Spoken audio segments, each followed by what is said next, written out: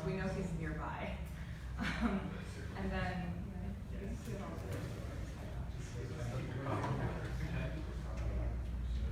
do you know if there's a sign up on the subcommittee? there he is. There he is. Okay. All right. In that case, I think we have everybody's wish again. All right. I think for now, just in the audience, and we'll call you up, Jake. Okay. All right. Hi, everybody. Welcome to the, I'm still not used to that. But welcome to the September 18 meeting of the Honolulu City and County of Honolulu Climate Change Commission. We're continuing this meeting in our theme of issues of climate change and financial risk. But before we get to that, we have a few matters of business. Ms. Vaughn, can you help with the roll call, please? Yes. Commissioner Hoffman, Present. Commissioner Fletcher, Present. Commissioner Elgato, not here. Commissioner Keener, Present. Commissioner Maynard, here. 4 out of 5 commissioners are here. We have one. Great, thank you. Next order of business is approval of our July 17 minutes. Does anybody have comments or edits? Dr. Fletcher? Yes, on page 3, the second bullet down, actually the second bullet point, Fletcher asked if insurance companies are becoming outdated. Can we amend that to be, Fletcher asked if historical models of insurance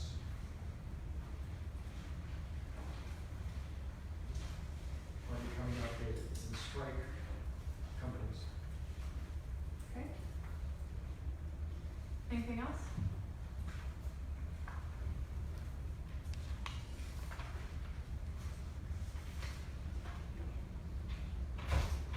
You can come in. Come on in.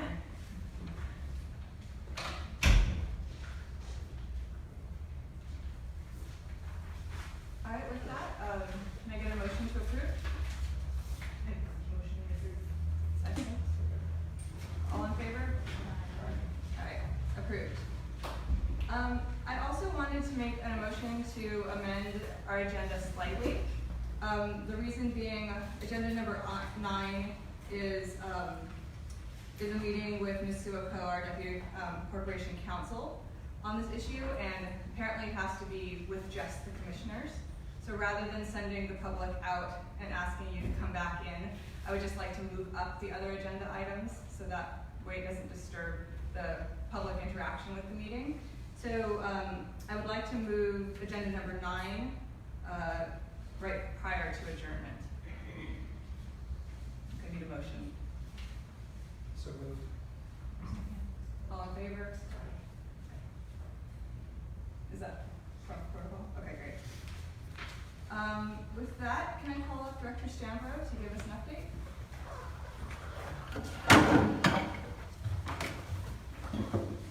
Hello, Chair Kaufman, members of the Commission.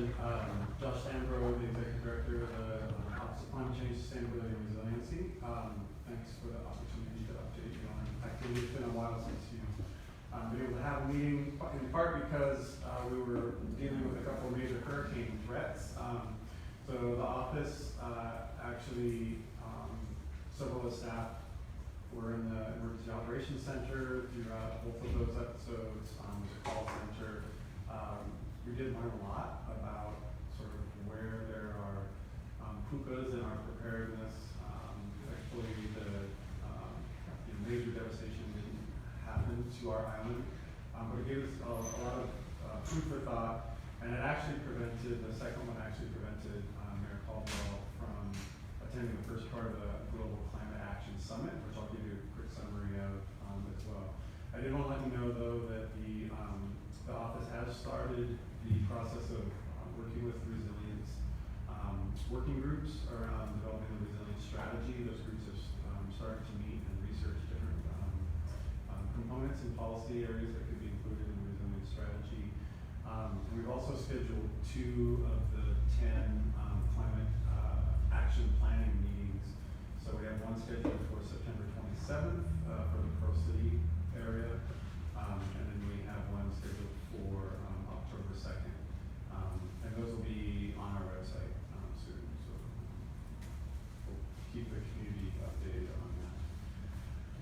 Very briefly, the Global Climate Action Summit took place last week in San Francisco. The office participated in it heavily, as did Mayor Caldwell.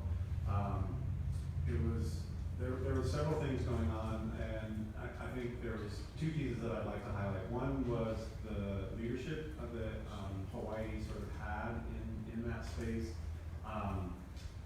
California, which is the 5th biggest economy in the world, has now adopted 3 of the laws that Hawaii was first to adopt. So one being solar hot water panels mandates on roofs, another being 100% renewable by 2045, and another being carbon neutral by 2045. During the week up there, California passed a law. Governor Jerry Brown signed a law along the same lines around renewability, and then issued an executive order on carbon neutrality. So that was on the positive side in terms of leadership.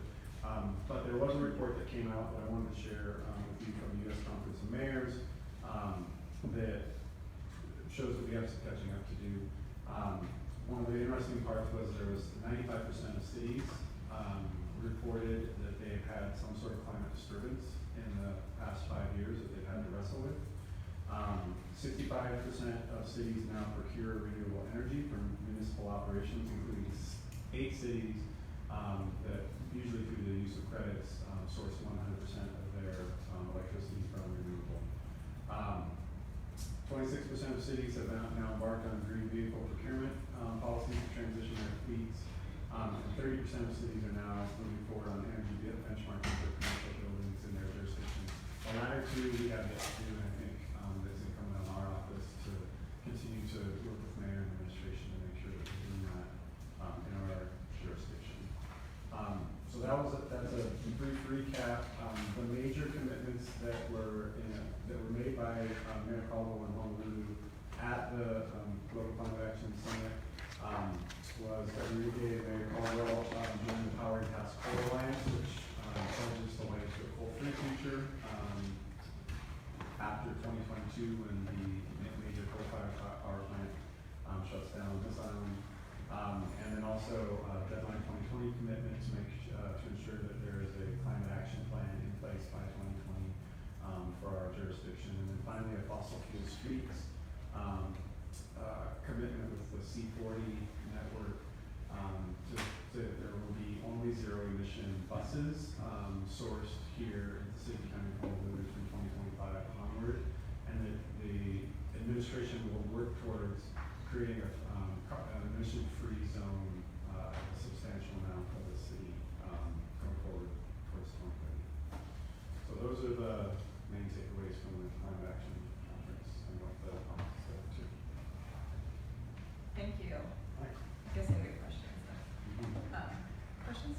The 95% of cities what was that? And the 65% of cities, those are your first two bullets. 95% of cities, so the U.S. Conference of Mayors does an annual reporting from cities around sustainability issues, and one of the questions they ask is, have you experienced climate change related disruptions? 95% of cities at this point say yes, they have. They've had to deal with some major form of climate disruption with their jurisdiction. 65% of cities now procure renewable energy for their municipal operations. Oftentimes that's through credits though, renewable energy credits, which is not an option for us here because of the size of our grid. If we're going renewable, we have to actually. And how did you feel about Honolulu's progress after it all wrapped up? Well, as I mentioned, sort of a tale of two cities. I mean, I feel there is this sense that some of the pioneering work that Hawaii and Honolulu have done has been now adopted by California, and that I think feels good to be able to sort of drive policy and be the first ones to push in some of those areas. We know that there's quickers and loopholes in some of those, but the fact that there's an actual policy statement on the books is strong. But then some of these other areas, like building benchmarks, where most of, a third of all the jurisdictions now, if you want to know how much a building uses in terms of its energy footprint, and you're going into rent, you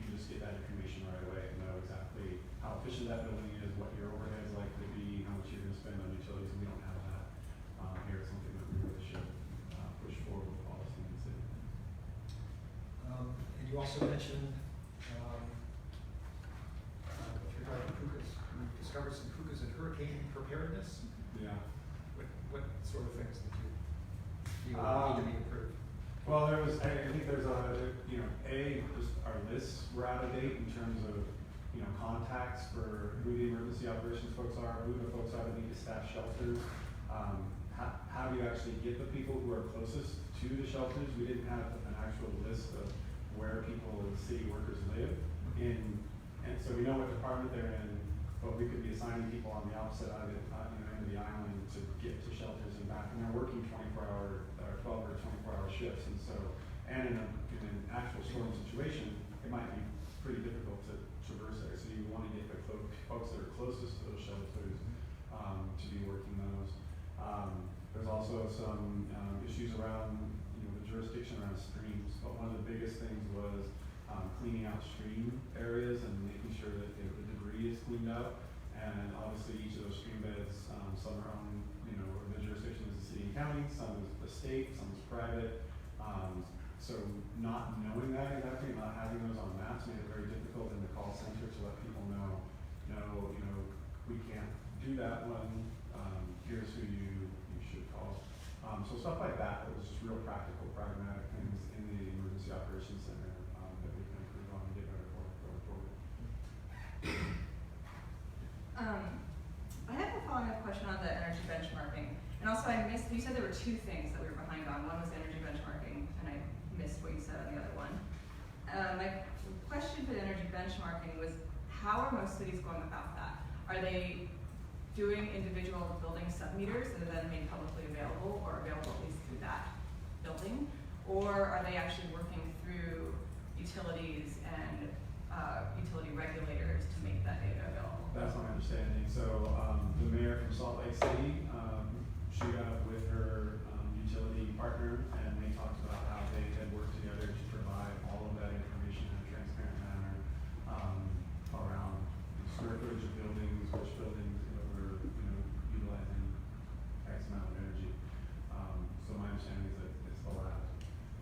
And the other place that we are, I think, behind other cities is in our own fleet conversion, making sure that we are starting to put in the infrastructure and move our fleet over to electric or whatever renewable fuels. Other cities, as I mentioned, I think 26% of cities have now embarked on green vehicle procurement. And one of the things that was really helpful out of this particular summit is that the Los Angeles Mayor Garcetti and a network of the climate mayors have put together a group procurement around EVs, so that the price point on EVs, if the cities buy as part of a group as opposed to each individual city buying, is a lot lower. And so that is a potential group procurement option that the city kind of could utilize going forward in future buying rounds. Last question I have is around the emission-free zones. Can you describe a little bit about what that might look and feel like? Yeah, so there are several approaches. There are fees in some cases for emitting vehicles going into certain parts of the city, and this is mostly in Europe where they've got decongestion rings that they set out with geofencing, that sort of thing. I think for our purposes, what we're really focused on is the rail line and making sure that we can get to a sort of fossil-free corridor where if we can get last mile solutions in place, electric vehicle infrastructure and charging, and then obviously rail as we get closer and closer to 2045, that will be clean energy powered rail. So finding ways that we can make it possible for folks to relocate to within a mile of the rail line and either give up their car or have a zero emission transportation option that is easily recharged and utilized in those areas is what we would do. Actually, I have, before we get to Tina, I'm sorry, I realize I totally dropped the ball in the move of the rooms for the presentation for Mr. Clark. So is it possible for us to scour for a projector really fast? My apologies.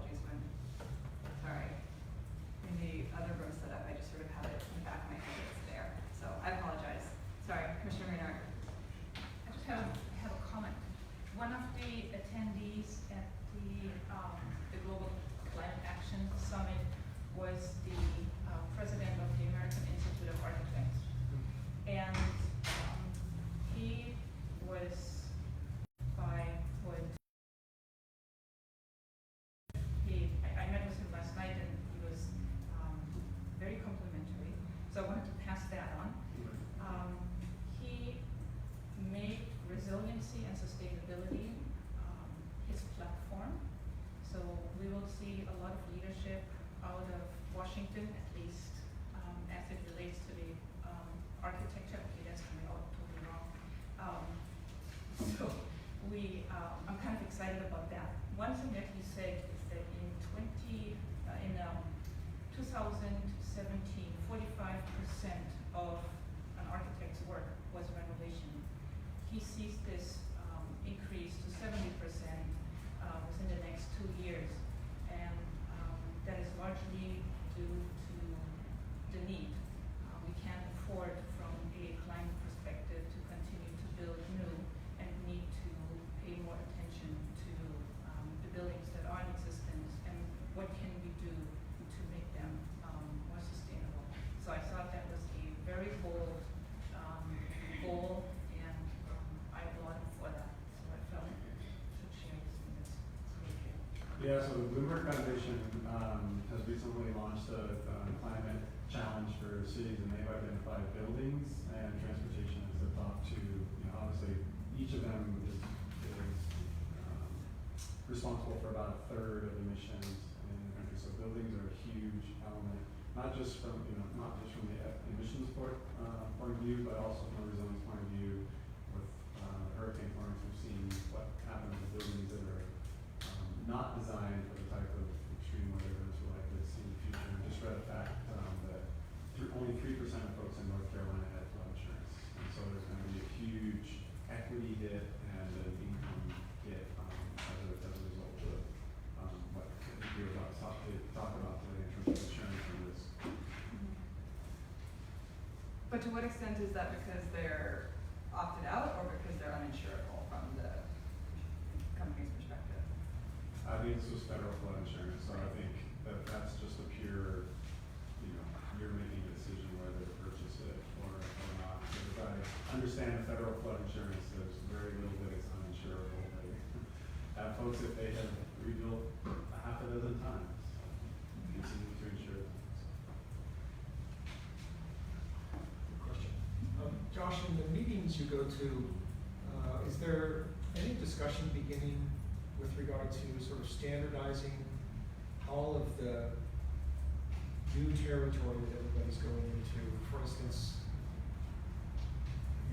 building codes with regard to sea level rise, or it just seems like everybody's trying innovative things.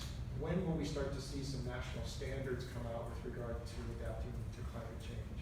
Is there any sense of that?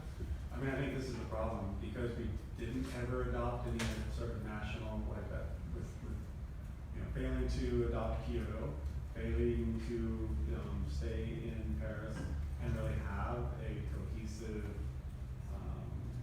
approach at a national level. All of this is being done at a local and municipal level. It's still herding cats. Yeah, and so there is, in a sense, I think that's what all of these efforts are, these multiple, I think, people have a sense of really more commitments, but at a certain point, it's a sort of self-organization type of, it's necessary at a certain level to sort of have different groups, have different commitments, have different standards, and just see how those consolidate in the end to bring some cohesion, just because this is completely bottom-up grassroots effort, and different small municipalities are having to go it on their own, and it's because there's no federal cohesion around there right now. Does the U.S. Climate Alliance have staff or any sort of machinery for doing something like this, or are they just an entity? At the time, the U.S. Climate Alliance is actually 17 states, so we're not directly engaged with them. I can tell you though that the Climate Mayors Group has a staff of exactly one. So it is more of a, and their first effort was to do this electric vehicles group, procurement effort, which is very helpful because it really does actually make it possible. Like the mayor of Houston, who went through, the Hurricane Harvey there, they lost a bunch of their electric fleet in Hurricane Harvey. And he said the only way they were able to turn around and replace those was because of the group procurement rates. And so I think right now the focus of these efforts and networks between cities is really about how do we work together to make these incremental gains as opposed to having sort of organizing a national standard from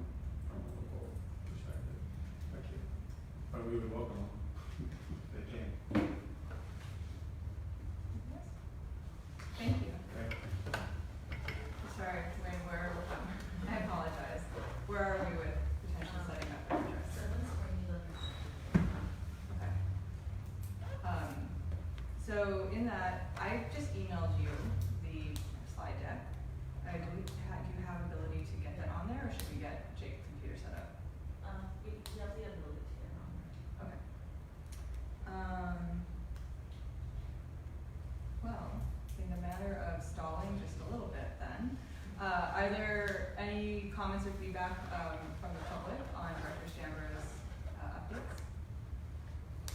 Yeah, Dave Rainey, just a question, what are the working groups and what's the composition?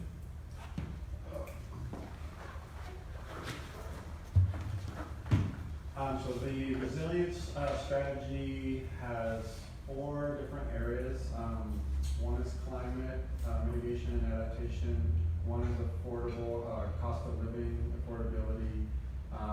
One is bouncing back from disaster, and the 4th one is, I'm stacking the room.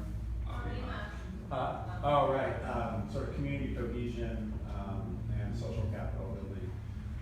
And so we had a resilience steering committee early in the process, and some of those folks have joined those groups, and we've invited other folks to sort of inform us that are either heads of organizations or work in those different spaces.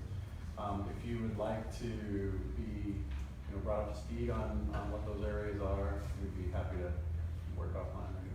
Thanks. Yeah. Question? What was the date for the 100% buses? Electric buses? So procurement after 2025 would be only 0 emission. Yeah, procurement. I think we'll get there before that, but that was the standard that, in the sense of, effort to try to create a standard across cities. That was what they were asking for from C40, was a bunch of cities to sign on to 2025 would be the end of procuring emission. And 0 emission in that definition is fuel cell or EV. Did many cities sign on yet? Do you know? I think there was around 20 that had, but we can get a full list. Actually, you can go to C40. If you just go to C40 and Google them, they have all the different commitments, and I should have cities there. Yeah, I had a question for Mr. Sambro. Are climate action plans different from the resilience plans, and if so, how? And also, would you be working when you see a role for the state climate commission and the coordinator to be working with the county cities? So this is sort of a weird setup. I'll just talk this way and hopefully that way. The resilience strategy that the city and county is adopting is going to be an umbrella, sort of a higher level strategy that will include a climate action and adaptation plan, or at least the main elements. So the full detail of a climate action and adaptation plan will likely come after the resilience strategy is released. But the main pieces of an adaptation and action plan would be contained within the resilience strategy. So you can think of it as an umbrella with many different handles on an umbrella, and the climate pieces would be part. As you know, there's been a lot of collaboration between the state climate change commission, the city climate change commission, and then the work of the staffs around what is likely to go in there. We welcome any input, but I think you'll likely see a lot of the same material that's been generated through the state commission process, cross-pollinating our work. So we've been taking the stuff that we've been hearing at the Climate Change Commission and making sure that that's woven through the local budget. But I think it's important to remember that these are separate and distinct. There's each city and county, or each county is responsible for coming up with its own climate action and adaptation plan. Those will be different for different counties. The Big Island obviously is spread out more. They're going to have a different approach to transportation potentially than we will on this island. So the state Juliana around climate may very well be different than what each county adopts, and so we need that localized view of how to attack the climate issues at the local level. So do you see a specific conduit by which should state climate commission work through city climate commission, or should they work through your office, or what would you recommend for sort of developing the state aspect of that? We are not gonna tell the state what to do in our city and county climate action plan. I mean, we will, it's focused on our Kuleana and what we can do around climate. So we're not gonna have a section in there that says the state ought to do these, this and that. We will bring those types of suggestions or policy, suggestions to the State Climate Change Commission, and hopefully that will inform your work. But, we see our roles as overlapping but distinct, and we want to respect those jurisdictional boundaries. But if there's anything that you'd like to suggest in terms of what you think the state can do to help leverage the cities and the counties' efforts, we'd love to talk to you about that and make sure that they're okay. Just enough time? All right, just enough Okay. time. We have a. Thank you, Director Sambro. Thank you, Judge. So, we have the privilege of having with us today Jake Clark from Guy Carpenter, which is a reinsurance company, and his base is in New York City. He has a focus on public sector risk and reinsurance. And actually, Jake, given the kind of odd setup of this room, I think sit here so people can see your face. Okay. Happy. And this is really a follow-on from our July meeting where we had Mr. Jeff Schoenberg present from FICO on his perspectives of climate change and financial risk and insurance in Hawaii. And we wanted to get a broader sort of national, global perspective for reinsurance as well. So Mr. Clark has kindly flown from New York in order to be with us today, and it's much appreciated. So with that, and with good timing of your presentation pulling up, I apologize for the hiccup. Perfect. Pass it over. Let me just get situated so I'm not getting blinded by the. Yeah, so why don't you move over here? Yeah, that works better. So first, thank you. I appreciate the opportunity to address the audience today.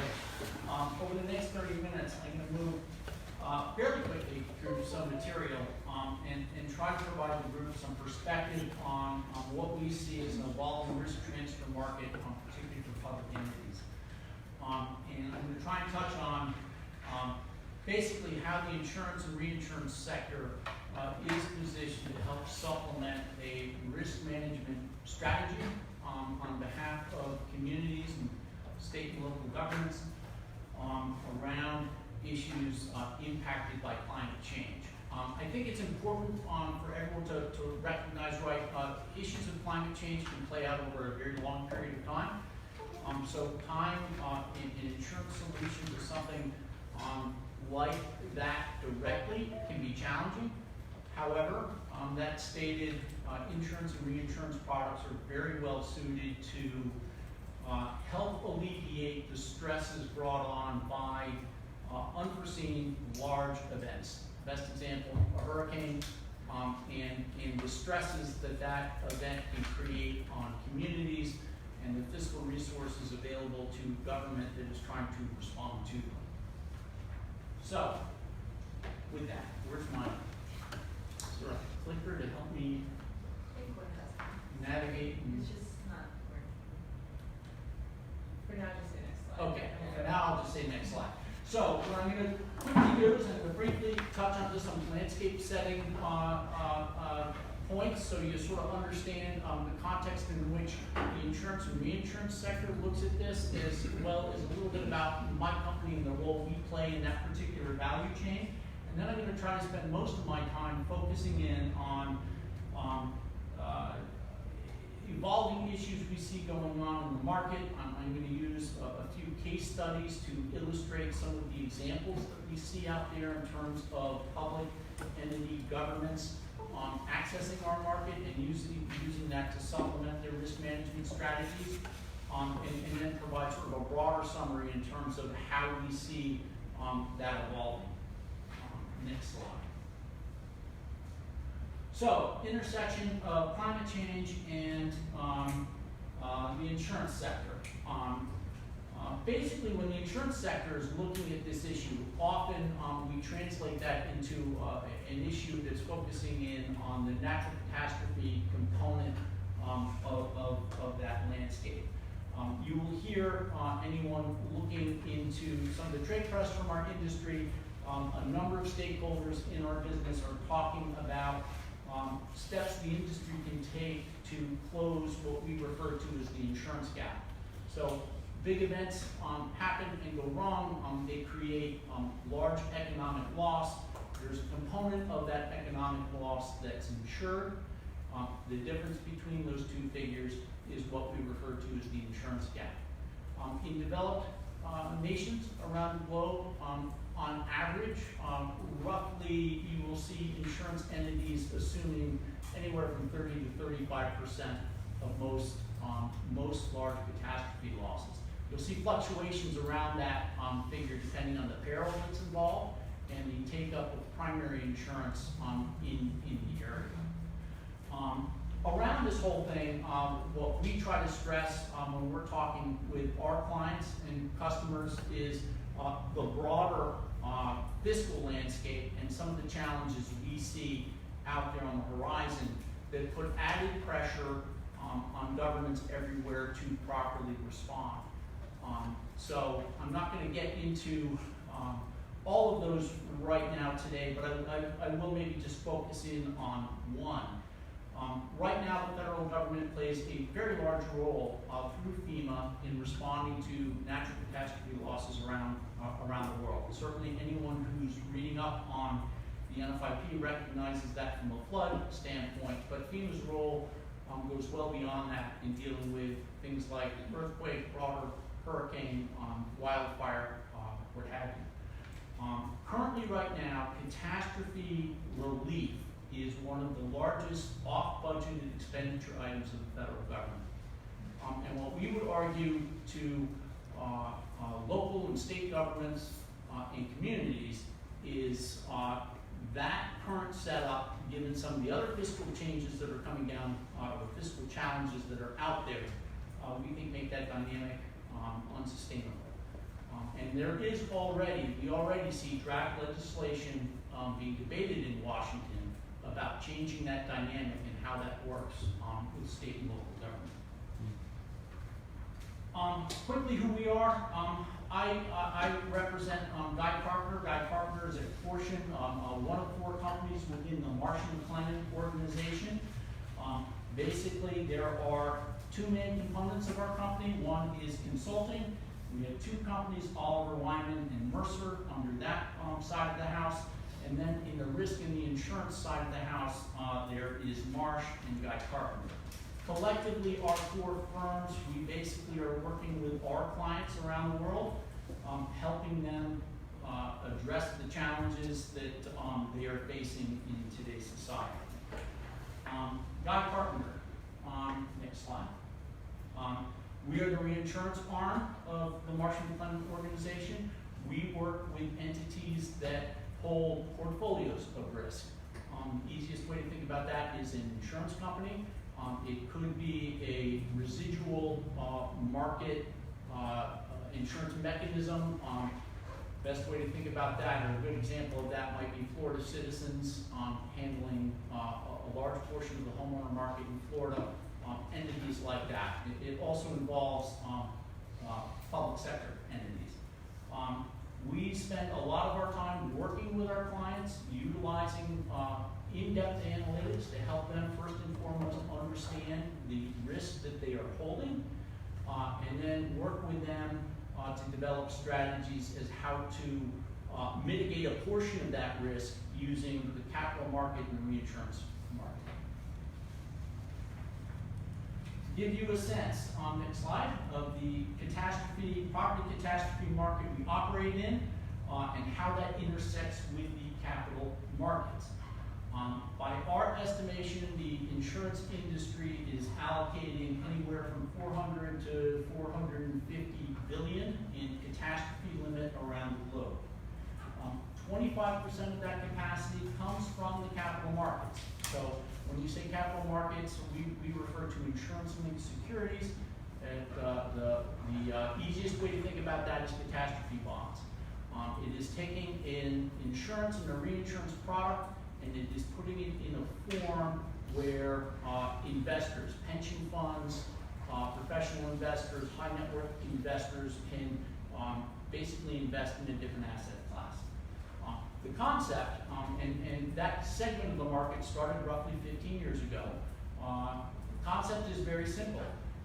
If you look at the global pension fund assets under management, that's roughly a $13 trillion market.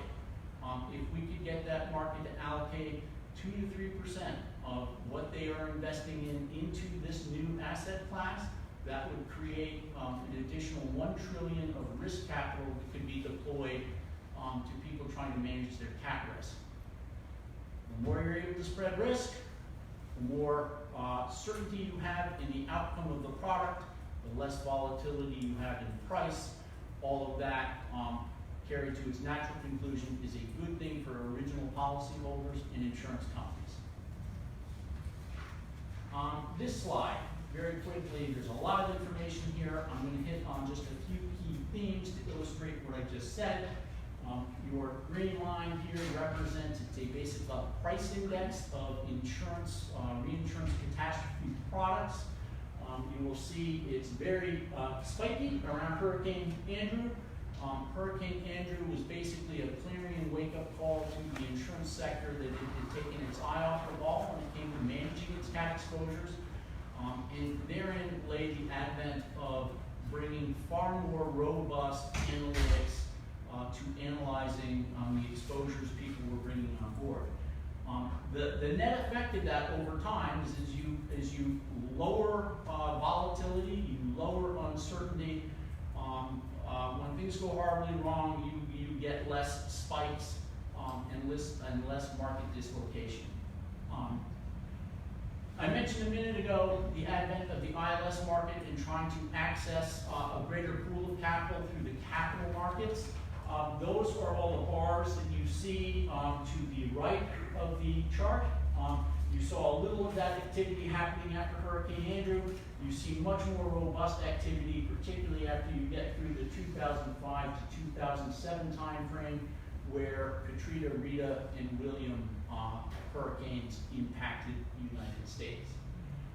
The net result of all this, I think, is borne out a little bit in 2017. So in 2017, that represented the third time in the history of our industry where we handled over $100 billion of loss in a single year. Typically, that kind of year can create price and capacity constraints. As people sort of, they're shocked by it, they pull back. At our January 1 renewal, we actually had a very orderly renewal in the market. Those programs that had losses, yes, they paid a little bit more, but it was not sort of shock effect kind of price increases. We saw a very orderly renewal, and today, basically our industry is sitting there today with more capital than we ended the year and growing. So again, a very good story. The more stable the reinsurance portion of the market is, the more stable the insurance portion of the market can be, and therefore hopefully creating greater rate stability for the original policyholder.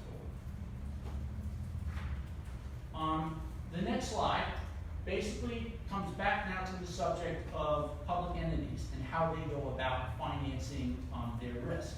To the left side of the chart, you basically have a picture that depicts sort of the old way in which public entities basically looked at this. And the theory was, why would a government buy risk transfer from the private sector and pay? Yes, there are profit loads on that. When things go horribly wrong, because they happen so infrequently, they can adjust their taxes and go on. The theory being that's a lower cost of capital, and therefore that's the better way to go.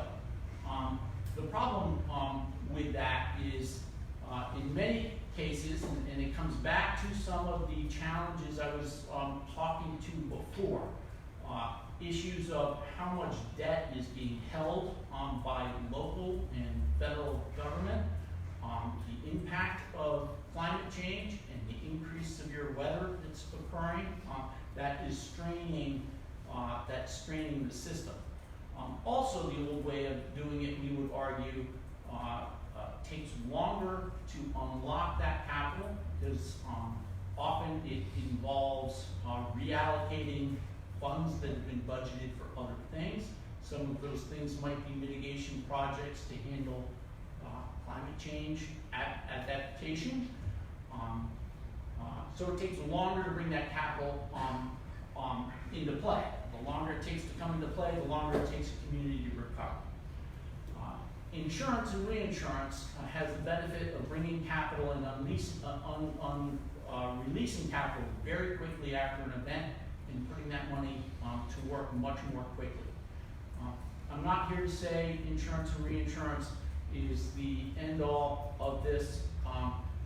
It's only one piece of a robust risk management program, but it is a very important one. And we believe public entities that are not availing themselves to that are missing a step. This is a continuation of that theme. Basically, it's a very simple story. How do you take risk capital, and there are many forms of risk capital, and put the right form in the right place of a risk management strategy? The simplest way to think about this is as follows. An insurance company brings in a portfolio of risk every year. Most years they will have a risk appetite that they can handle in the average year. When bad things happen though, it shocks their system. So what they do is, just like somebody buying a homeowner policy, they go out and buy reinsurance. And they help smooth their results so they can have a more steady outcome. It's just that simple chain moving up the process. What we see going wrong in some areas is public entities bringing taxpayers or increasing debt level into this equation lower than that should be happening. By placing the right form of risk capital in the right place, you are sending pricing signals to communities in terms of the risks that they have to manage. And if people know what they have to manage, they can make better, more informed decisions about how they go about doing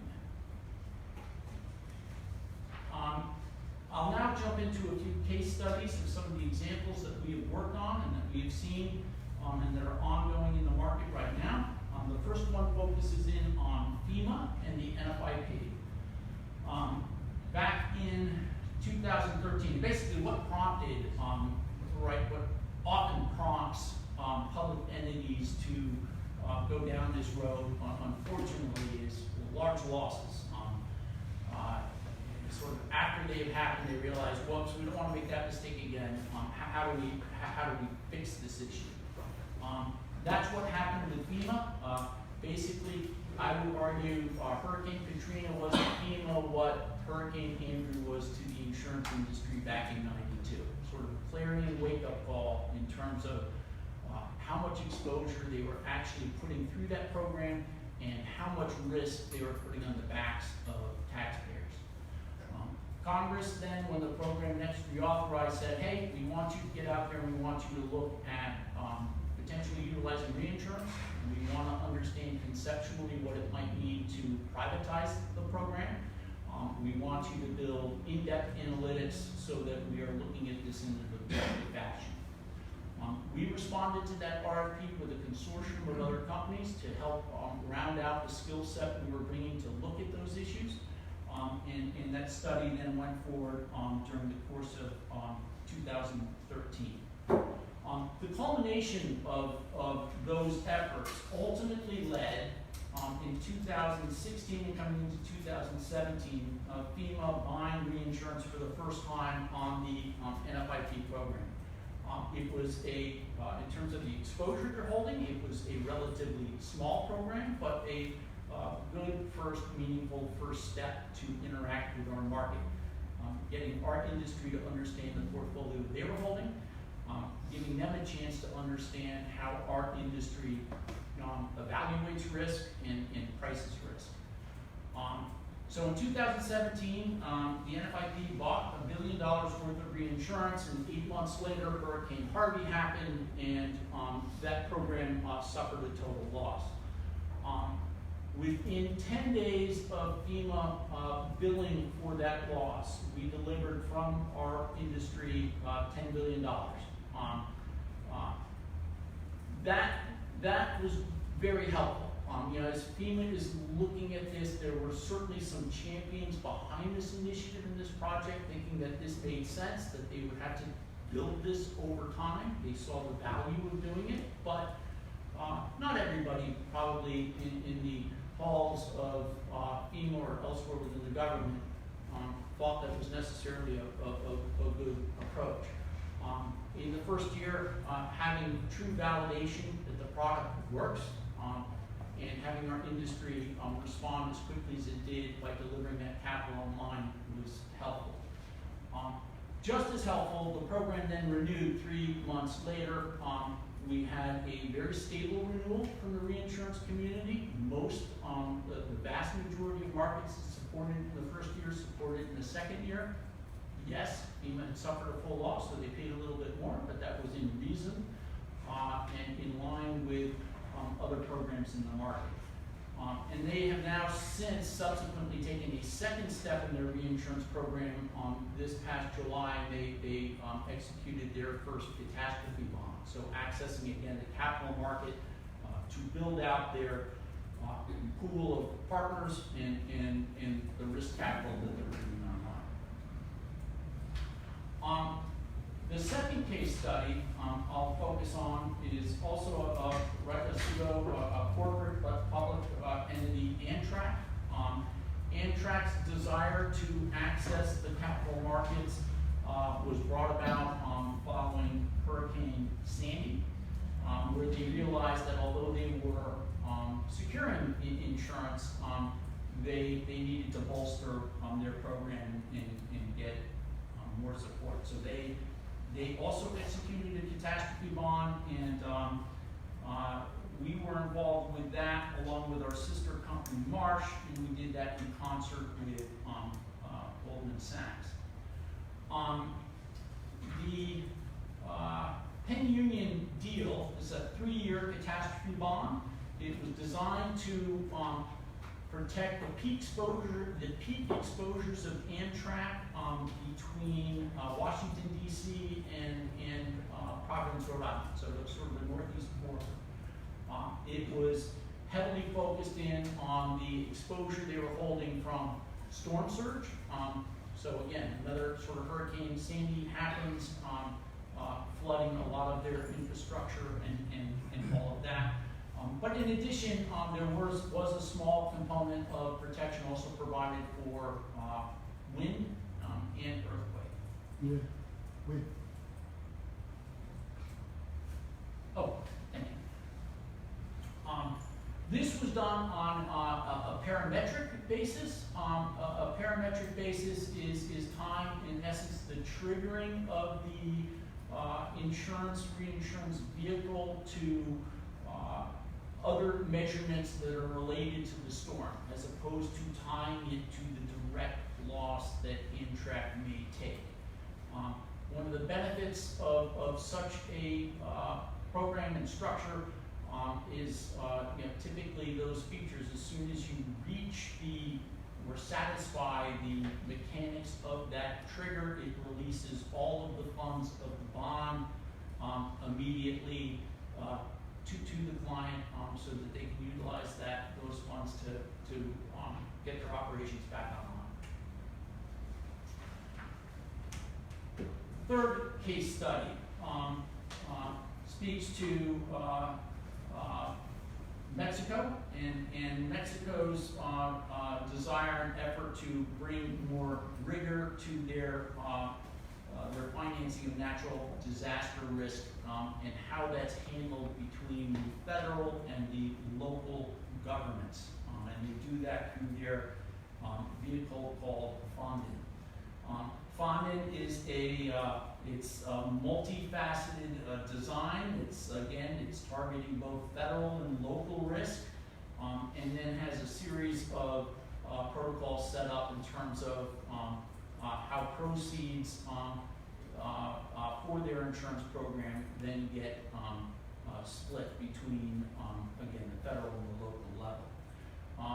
Fondon has accessed the catastrophe bond market 5 times, and they presently have 2 outstanding catastrophe bonds that are active in the market right now. I raised Fondon also because in 2017, we'll skip through this next slide pretty quick, but in 2017, that program also suffered a loss from the earthquake down in Mexico, and within 67 days of the event, the full proceeds of that bond were paid out. So again, very fast, swift release of capital. The next slide simply talks to some of the different vehicles that are available in the ILS market, both in the ILS and the reinsurance market, both providing risk capital. They have the benefit of flexibility in terms of how these things are designed and tailored around a particular client's exposure, and at what level a client's looking for things to attach. I spoke a little bit earlier about the parametric triggers. That is how the early forms of cat bonds were, by and large, established. Since the early advent of these products, more buyers in this space have moved more to a true indemnity style protection. So again, tying the product directly to the losses that they are experiencing. The next slide, sort of this evolving landscape of public-private partnerships. And at this point, my comments are more focused not just solely on ILS, it's more sort of, it's both ILS, traditional risk transfer, sort of covering the spectrum, if you will, of the risk transfer market.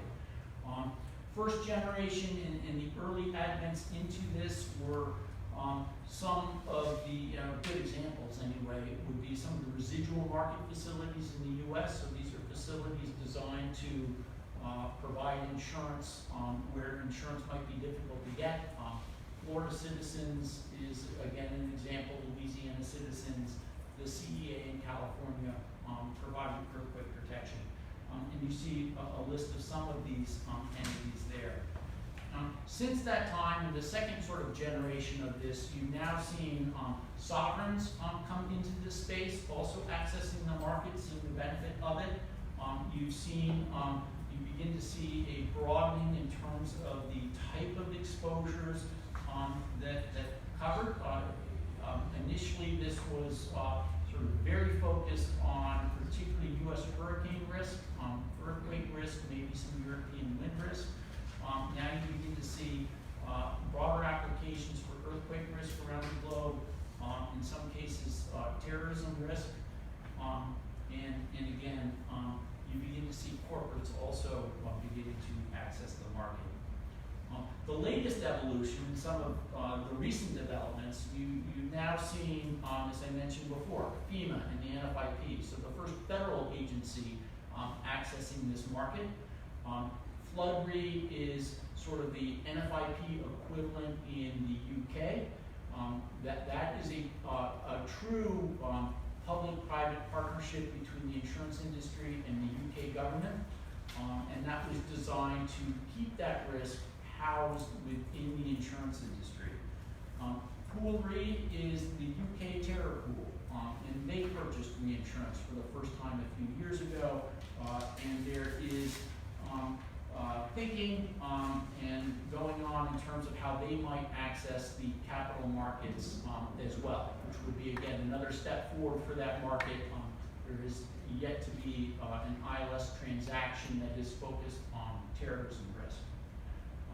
The World Bank plays heavily in this area for countries around the world. They've done a host of things that are involved in the Fondon transactions. Last year we were involved with them with a unique pandemic program that was put in place to help particularly emerging companies address the expenses when pandemics emerge. Most recently, this past summer, California Phoenix Re was done. This was a corporate catastrophe bond for the utility PG&E in California, designed specifically to get at wildfire risk. Obviously, I'm sure everyone here in the room, you're watching the news, you understand how devastating some of the wildfire activities have been over the last 2 years. And then Freddie Mac and Fannie Mae, again, government-sponsored entities that have begun to access the traditional risk transfer market to help them manage credit risk. Some of the activity that my sister company, GC Securities, has been involved with, just for a quick clarification, GC Securities is a registered broker-dealer. That is the kind of vehicle you need to work through in order to do SEC-compliant catastrophe bonds that investors can be involved in. Their activity over the past 5 years, roughly 50% of it's been focused in the public sector area, and then in the blue area, that would be our more traditional insurer-reinsurer related relationships. Robust risk management strategies, and the best way to look at how public entities are evolving in this space, as I mentioned earlier, some of the residual market facilities in the U.S. have been partnering with our industry for the longest period of time. As they've built out their risk management strategies, those strategies have become more elaborate, again, using different risk financing tools to help them manage their risk. In some cases, that involves traditional reinsurance and alternative reinsurance. Alternative reinsurance just means cat bonds. Same sort of thing. Some of these then also rely on post-event bonding.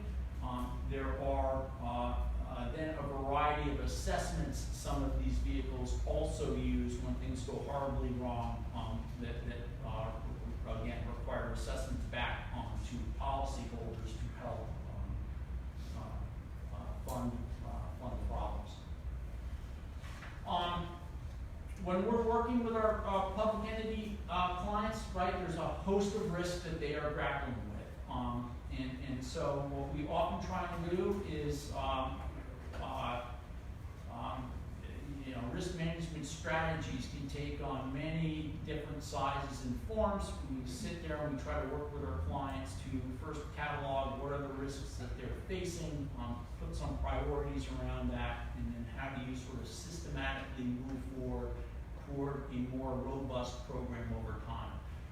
Typically, our public entity clients, again, they're grappling with a lot of things at a lot of things at one point in time. And so these programs get built out systematically and robustly over time. That probably, and I'll just maybe finish with one sort of further thought on that. That is probably one of the challenges public entities have. And unlike some folks in our business, there is often a short-term outlook around which people are managing. As the commission here certainly knows, climate change is something that plays out over a very long period of time. Bad events that reinsurance can help with don't happen, hopefully, every year. It also takes a long-term horizon in terms of how entities think, plan, and manage around that. And then again, it requires it's a different dynamic when it comes to communicating that to stakeholders. So just to sum it up, we believe very much so that some of the challenges that our societies and communities face when it comes to climate change, when it comes to risk management related issues, it's gotten to a point that new thinking is required, new ways of partnering between the private sector and the public sector to make our communities safer. I'm hoping folks recognize some of the value and some of the people that have begun, and entities that have begun to engage with our industry and the reasons why they're doing that. We think that there's a lot of promise in this area to build it out more, and are trying to encourage people within our industry and public entities everywhere that they need to start moving quicker than they are. Thank you. Thank you. So first I'll open it up to questions from the commissioners, and then we'll move to questions from the public. Questions? Hi, everyone. Thank you. That was very, very interesting. I think that probably what's on a lot of the commission mind, maybe a lot of the people in the room, is the black box. So you talked about how the reinsurance industry is taking this long-term horizon look at valuing or putting a price on some of these catastrophic risks. And so the models that we use for climate, for example, way out in the future, mid-century is when we start having more confidence in playing out to the end of the century. So how do you, in the reinsurance industry, translate that longer-term risk that you're looking at into? Well, actually, it's a good question. I understand sort of where it's coming from, but practically speaking, when you think about the insurance vehicle and you think about reinsurance vehicles, right, certainly insurance companies, when they're providing policies to their policyholders, for the most standpoint, those policies are covering 1 year out. Most of their business planning is going into 1, 2, maybe 3 years out. Reinsurance with even catastrophe bonds, the longest time horizon on those is 5 years. Most are done with sort of a 3-year horizon. The models that the insurance industry are using are far more near term, with the concept being that issues like climate change will come in and be incorporated as events on the ground or manifesting themselves. So you don't find property catastrophe insurance products that are there looking to cover something that's going to unfold 10, 20, 30 years out.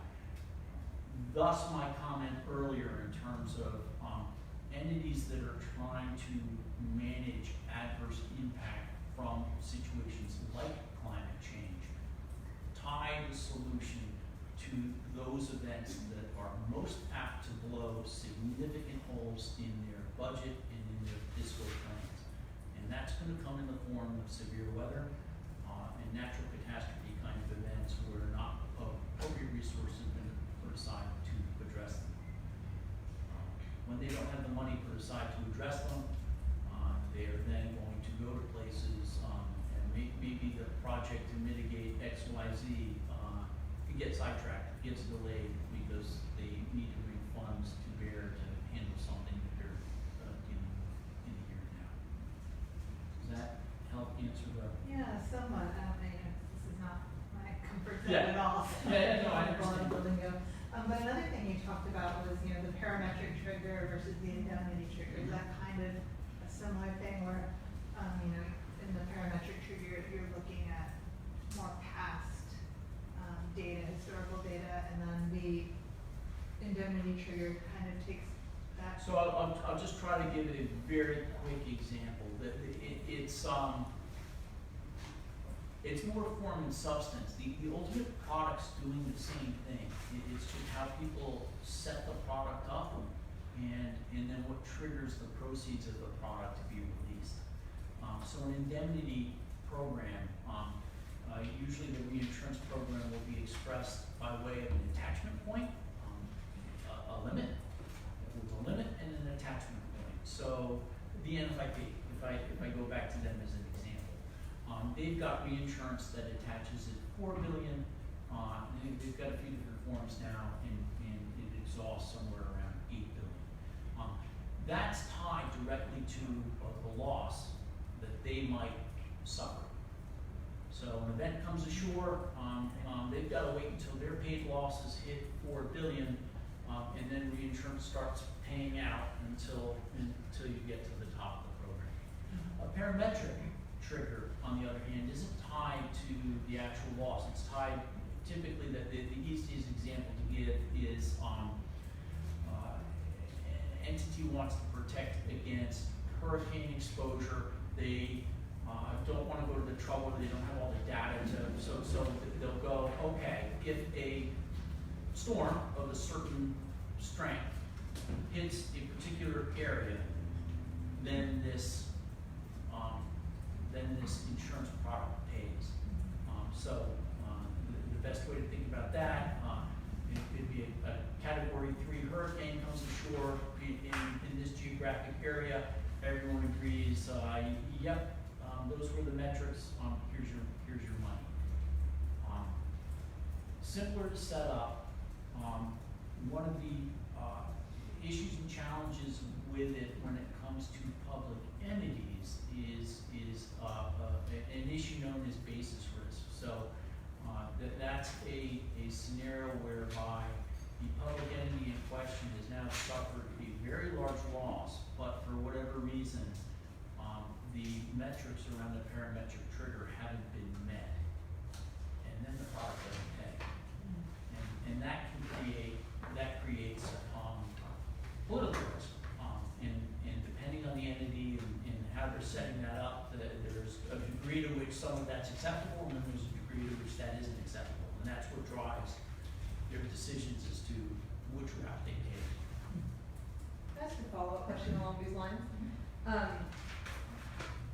Maybe this is getting the weeds in terms of indemnity versus parametric basis, but this is very interesting to me in terms of how to think about packaging these for public entities. And it seems like the basis risk is the downside to that, but you were saying that the duration to payout is the upside.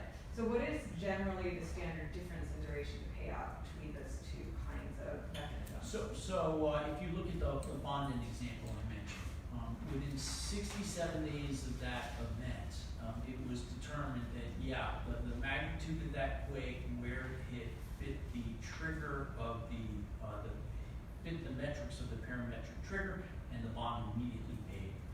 If bonding was to have had that tied to the payout of their losses, they would have to actually wait until sort of the claims that they were responding to had reached that level. And that's a process in earthquake that will take far longer. Like years or? No, not years, but in not 67 days. It just takes longer for those issues to develop. It takes longer for the actual claims to be settled. And then it's like pay your obligations first, and then we pay you back. Right. That's how that works. It just takes it takes longer. Can I do a quick follow-up? Yeah. When it's all said and done, which of the two programs costs least?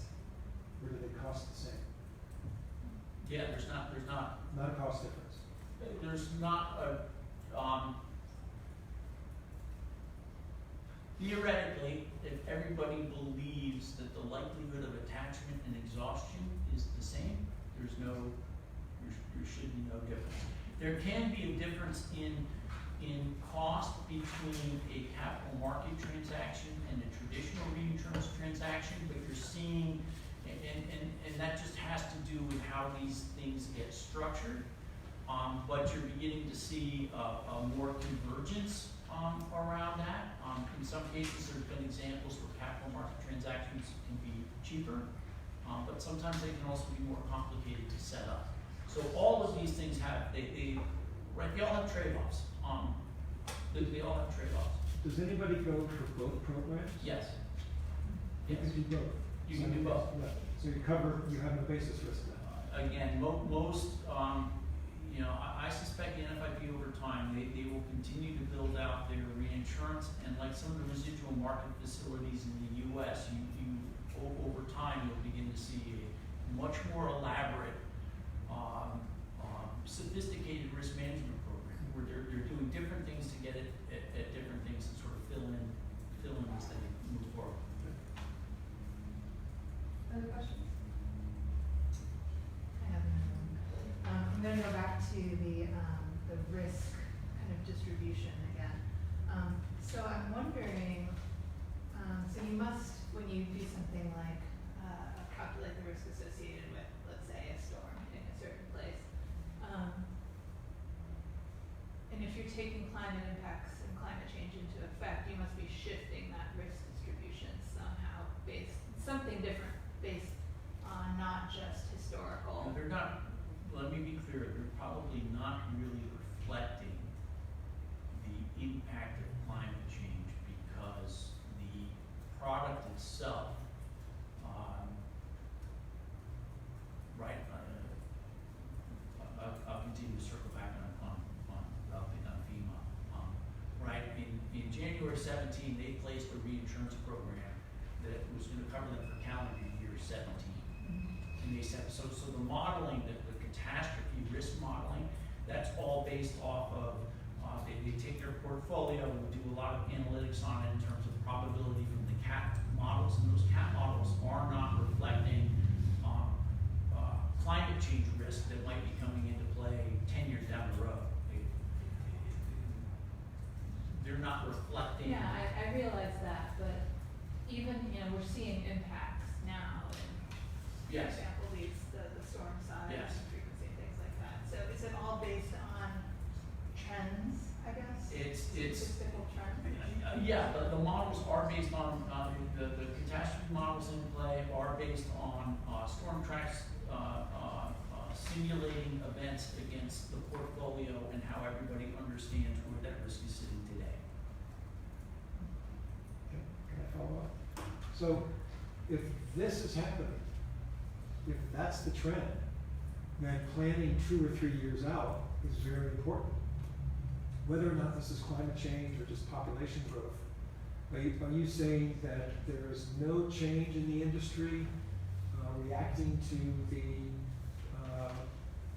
increasing loss? There is change, and it's nuanced, and then that change, there's no straight answer to that, because the way in which that gets reflected, starts to deal with all sorts of things that go beyond just simply the science of climate change. It will get into things, how often has this client been purchasing their product? What sort of experience have they had to date? How good do people think the information is that's going into the model? Right? How reliable is so there's all sorts of things that begin to influence. So this global trend or this national trend in losses is not feeding into the industry as much as specific clients and their particular parameters. Correct. Now, as you go forward and the issues of climate change begin to sort of manifest themselves through these different events, then it's getting reflected at that point in time. But often that's going to be driven by, Hurricane Harvey came ashore and you just put a total loss into the market. That's going to get reflected when they reprice that program. I think I'm beginning to get it more, but so I have one more kind of case study example. So Arctic sea ice. So why are you shaking your head? They're not reflecting Arctic. Well, I don't think those things are making it into sort of the CAT modeling tools that the industry is using.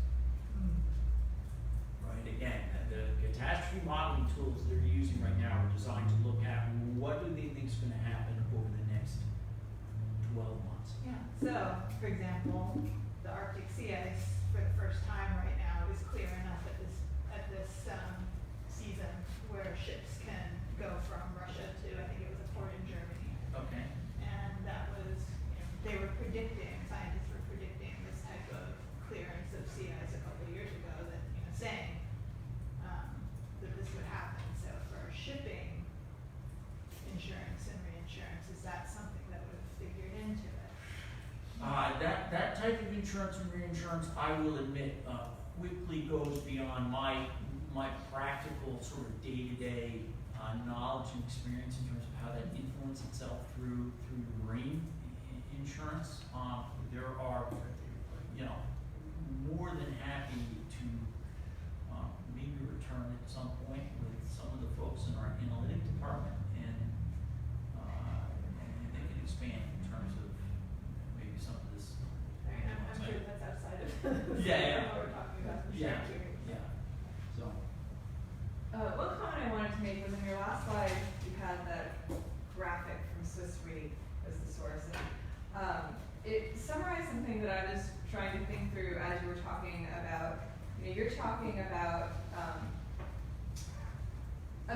unknown size, right? We know that they're gonna happen, we don't know the magnitude of their impacts.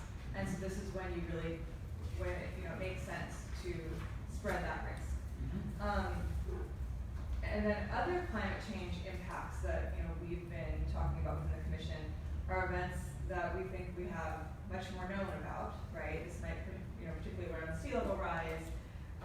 And so these are kind of these known and slower impacts that we have models tell us, you know, roughly impacts and roughly time horizons.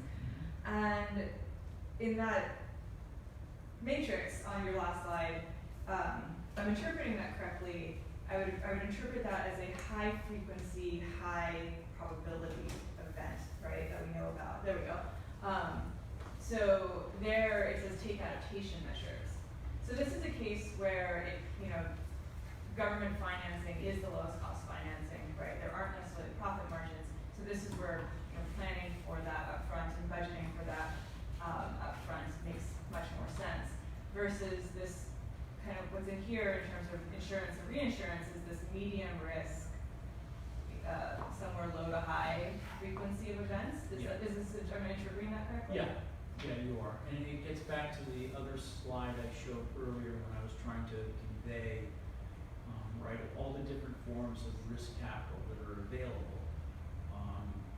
Some work more effectively at different points on that, what we refer to as sort of a loss distribution curve. When you get way out on the tail, so very low probability but very high severity events, there does come a point where logically it's like it doesn't make sense in the day-to-day operations of an insurance company and all that to try and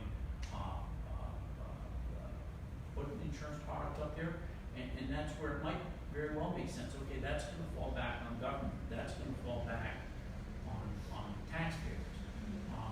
Below a certain level, though, it doesn't make sense to put taxpayers at risk. And you know, typically, and this is a very generic description. You typically see catastrophe bonds attaching sort of toward the upper end. You then typically see traditional reinsurance coming lower into that distribution trail against some of our large insurance companies, nationwide insurance companies. So these are big operations that have a lot of exposure. Typically, they have a catastrophe reinsurance program that's sort of attaching at a 10 to 15-year loss level. Okay. In terms of just sort of a mainframe catastrophe program.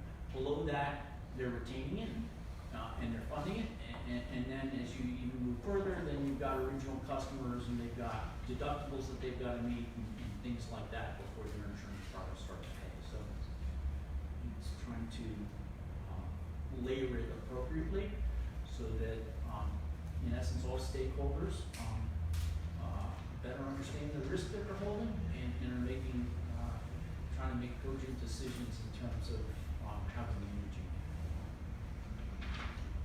Are there last questions or comments, Commissioner? Yes, can you go back one slide? So heat waves are not in here. No. Those are not an insurance issue? No, they probably could, probably in the agricultural area. There are certainly insurance products out there that would tackle things from that standpoint, weather-related products. Yeah, I learned the other day that heat waves are responsible for more fatalities in the U.S. than any other natural disaster since 1980. So, okay, so there's a difference between fatalities and losses. Yeah, Yeah. and right again, my Right. area of expertise, I've spent 30 years in the property and casualty area, not the life, health, and accident area. Would it be strange for an entity to get parametric insurance for heat stress, say in urban setting? No, I've heard there are entities that will utilize sort of a parametric type cover around weather parameters to help them manage their own exposures, where their operations are sort of tied to what the weather's doing. Okay, thank you. And I have one more question. This may be sideways to your industry, but I know you're aware that late last year Moody's, the rating agency, came out with a press release. It warns cities to address climate risks or face downgrades in their rating, which would mean that borrowing money is more expensive. Does that play into your industry? That plays into our theme when we're talking with our, and it plays back into the theme of what we're saying to people when, again, you just look at, you look at how many people are relying on the federal government to provide disaster release. You then overlay that with some of the challenges that they're grappling with in terms of debt levels, in terms of aging populations. We think the dynamic around that equation is going to have to change. If you just look at the numbers, it's got to change. And as that changes, that's going to force more exposure down to the local level, and that's where we then argue that people need to start engaging differently. Because there needs to be more of these public-private kinds of partnerships to manage these exposures in a much more robust way than people have been doing it today. And is the term cat bond just shorthand for parametric or indemnity-based? Yeah. You can find parametric style covers in the traditional market and in the cat bond market. Parametric indemnity, that's a form that the product takes, Right. but you can find that product in both sides of the market. And if a community had taken significant strides in adapting to climate change catastrophes, would they be able to argue with a reinsurance company that the premiums on a cat bond should be lower? Sure. And for those that have done it though, right, it's all around the equation of if you built robust analytics around what you're doing and what you're looking at, then you're going to be more certain of your own outcome and more certain of what you can afford to hold versus what you're looking to transfer. And then yes, that all plays into The negotiation with the negotiation cat bond of holders. cost metrics. The more uncertainty you can take out of the product, the less load that we in turn argue the reinsurer should charge for carrying that risk. I'll stop there. If more questions, but I'll hit you up by email. Great. No, we spent, we spent that project that we did for FEMA in building your first report on these kind of questions, we spent a solid year and a half doing lots of sessions, lots of education, getting people that never thought about our industry, never had to think about our industry. So there's a tremendous education curve that has to go on. It's also an education curve that's just given the changing nature of stakeholders that has to be subsequently maintained.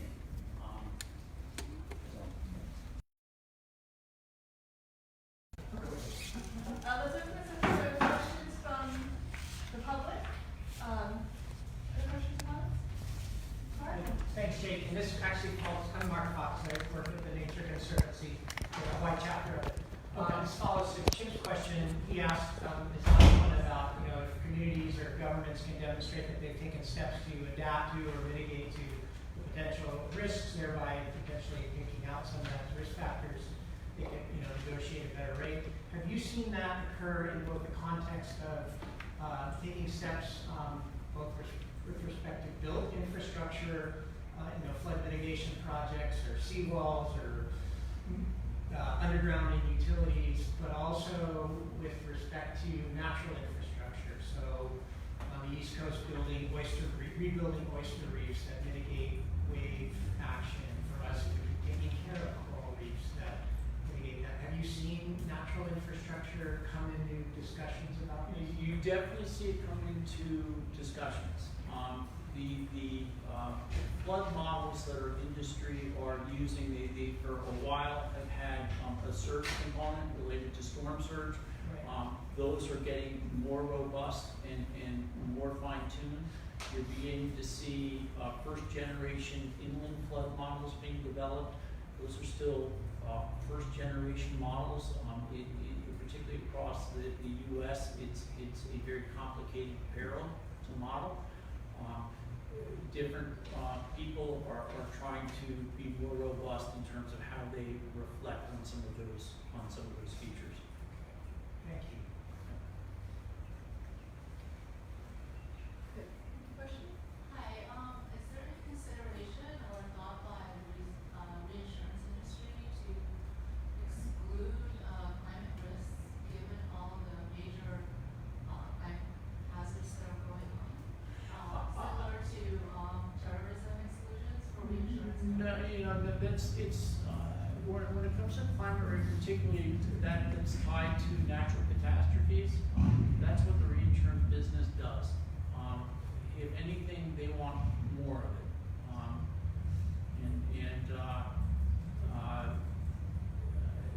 It's not so much excluding it wholesale.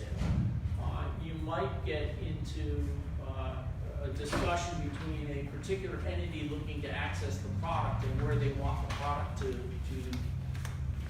be sitting in their risk profile. And yeah, there will be a component at which point that the reinsurer may not want to attach at that particular level, and usually they'll signal that by trying to charge a very high price for it. And that's sort of how that dynamic works. So there's price premium charges, is what you're saying? Yeah, right. Again, there's robust modeling that's going into behind these products, and they're looking at the probability. They're trying to do their best with the tools that are available to understand the probability of loss that particular reinsurance program faces, and that's what's playing into the price dynamic and then the negotiation that occurs. Okay, that makes sense, thank you. All right, thank you, Mr. Clark. I'm looking at the time, and I think we need to move on to our next agenda item, but I want to thank you again. Thank you. Next, I'd like to call up Commissioner Gordon Vito from the State Insurance Commission.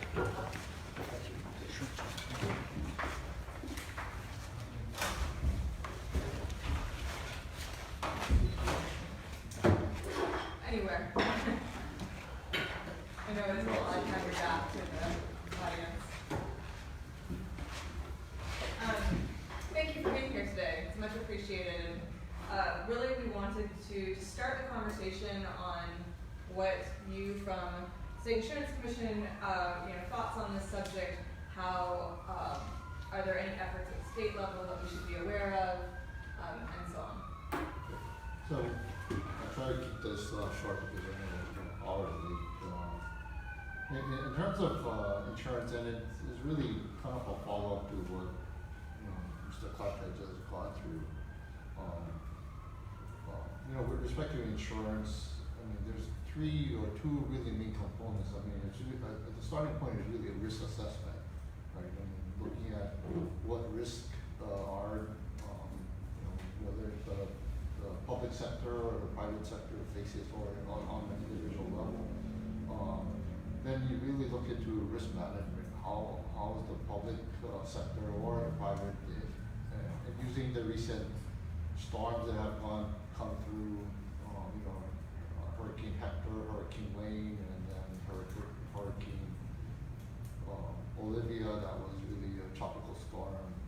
How do you manage that risk, and what can you do to mitigate the risk, right? So the way I look at things is really in terms of when you look at risk management, you start out with that, and mitigation. And there's two types of I think risk when you talk about risk mitigation. There's the physical risk part. What can you do on risk mitigation, building resiliency? One of the first things is really looking at, and it's good in terms of the building codes, strengthening the building codes, having a consistent statewide building code. I mean, for a long time in Hawaii, it really county by county, and it took some counties to get, a longer time to get where we are. So, I mean, that's one thing I think, on the public sector side, is really building codes, what can we be doing, to encourage retrofit of old buildings that don't meet the current building codes. In the past, the legislature appropriated monies to encourage homeowners to retrofit the buildings. The take-up rate was very limited on that area, despite some of the promotions and advertisement things that the state had done to promote that program. To me, one of the other areas on the public sector side, in risk mitigation, is really zoning and planning. What can the counties as well as the state do on zoning and planning? And I think a perfect example is what happened on the volcano risk on the Big Island. Where there were homes built in Lava Zones 1 and 2. I grew up on the Big Island, so fully aware of some of the things that occurred when I was a little kid, in terms of zoning and allowing zoning in certain areas that really was in Lava Zones 1 and 2. So that's the kind of things where I think you gotta, government can take a hard look at zoning and planning. And I use Hilo as a good example in terms of risk mitigation as well as building resiliency. After the last tsunami area that took out the Shimachi area, the Bayfront area of Hilo, the government didn't allow rebuilding in the area. So I think that's a perfect example of proper planning and mitigating risk. When you go to Hilo, I mean, that whole grassy area that actually in Hurricane Lane got totally flooded. I mean, in the past, it had a lot of business and homes. But because it was really a grassy soccer field now, I mean, the loss was very limited. So I think that's a perfect example of what can be done and should be done in mitigating risk. The other aspect of risk mitigation is really on the financial risk mitigation. That's where the insurance division, part of the Department of Commerce and Consumer Affairs, we've been trying to educate people in terms of the financial risk and how you can protect yourself against catastrophic financial risk, whether it's from catastrophic events or even in the case of health insurance, catastrophic health issue that you may incur. So insurance is the key factor in mitigating financial risk, and making sure you have the proper coverages to cover risk. I mean, it's very heartbreaking for me to go to the disaster assistance centers, and particularly after like hurricanes or flooding events, and there's a lot of people who don't have proper coverage. I mean, in the case of Hurricane Lane as well as Olivia, Tropical Storm Olivia, there's a lot of people who still don't understand that homeowners risk is covered up until a tropical storm. Once the National Weather Service Central Pacific Hurricane Center declares a hurricane watch or warning, it depends on the policy language, it triggers a hurricane policy. Your homeowner is no longer covers wind risk. That's something that I think a lot of people don't understand. If you don't have hurricane coverage and the hurricane warning is issued, you're out of luck if you have your house is damaged by wind. I mean, that's in a general nutshell.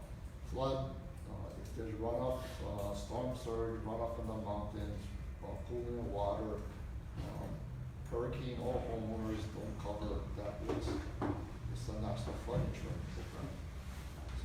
So if you want to mitigate your risk, you should really have all three policies: the homeowners, hurricane, and flood insurance policy.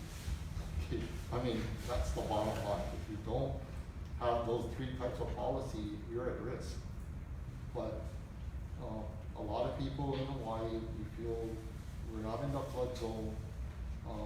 If we have a mortgage, our lenders would require us to buy flood insurance, but in NFIP, if we're not, then most people don't buy flood insurance because there's no requirement to do so. But in Hawaii, like in what happened with Hurricane Lane or Tropical Storm, or even the prior storm earlier in the year, to me, any area in Hawaii is potential risk of flooding. If you live on a hill, you live a low-lying area, if there's 50 inches or 20 inches or 10 inches of rain that comes down in a few hours, water's gonna run somewhere. Even if you're on a higher elevated ground, I mean, if there's a hill above you and 20 inches of rain falls down, where is the water gonna run? I mean, it's gonna run downhill through your home. Right? And so that's where people on risk assessment really have to determine how much risk do you want to take. Right? I mean, if you want to be very conservative, again, you buy all three policies to protect yourself. If you want to take the chance and say there's a 1 in 50 year chance that my house might get flooded, that's your choice.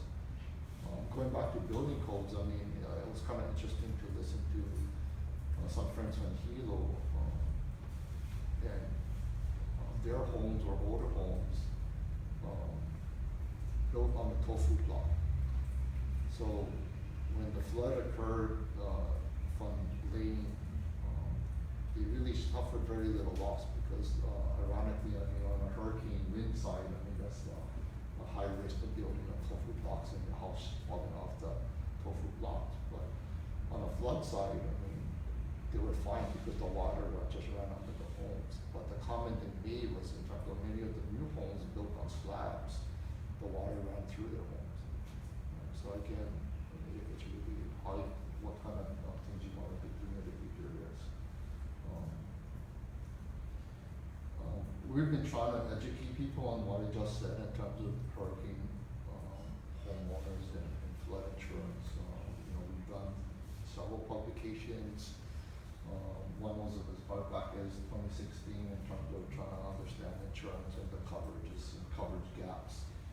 We did one as early as this year in April before hurricane season really got into gear to try to have people understand that in hurricane, homeowners, flood, as well as motor vehicle in terms of the need to have comprehensive insurance on the motor vehicle policy and not just your basic no fault, because if you just bought the basic no fault, you don't have coverage for flood. I cringe when I see people driving through flooded areas. If their car stalls and the water goes into their car and they don't have comprehensive coverage, then they're out of luck.